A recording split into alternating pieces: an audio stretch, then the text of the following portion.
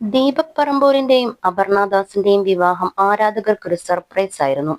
Cinema സെലിബ്രിറ്റികൾക്ക് പ്രണയം ഒളിപ്പിച്ചു വെക്കാൻ കഴിയില്ല. എത്രയൊക്കെ മറച്ചു വെച്ചാലും ആരാധകർ കണ്ടെത്തും.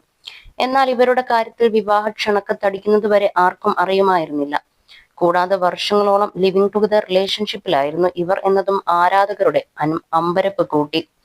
അപ്പോൾ പോലും റിലേഷൻഷിപ്പ് മറച്ചു വെക്കാൻ ഒരുപാട് പ്രയാസപ്പെട്ടു. ഒരുമിച്ച് എവിടെയെങ്കിലും പോയാൽ പോലും ഫോട്ടോകളൊന്നും ഇടാൻ പറ്റില്ലായിരുന്നു.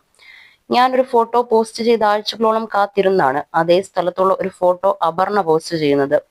എന്നിട്ടും അടുപ്പമുള്ള ചിലർ കണ്ടെത്തിയിരുന്നു. ഇത് കല്യാണം വരെ എത്തില്ലേ എന്ന് സംശയിച്ചവരുമുണ്ട് എന്ന് മുൻപൊരിക്കൽ ദീപക്കും പറഞ്ഞിരുന്നു. ഇപ്പോഴിതാ ദീപക് പറമ്പോലിനെ കുറിച്ച് പരസ്യമായ അപർണദാസ് പറഞ്ഞ ഒരു വീഡിയോയാണ് വൈറലാകുന്നത്.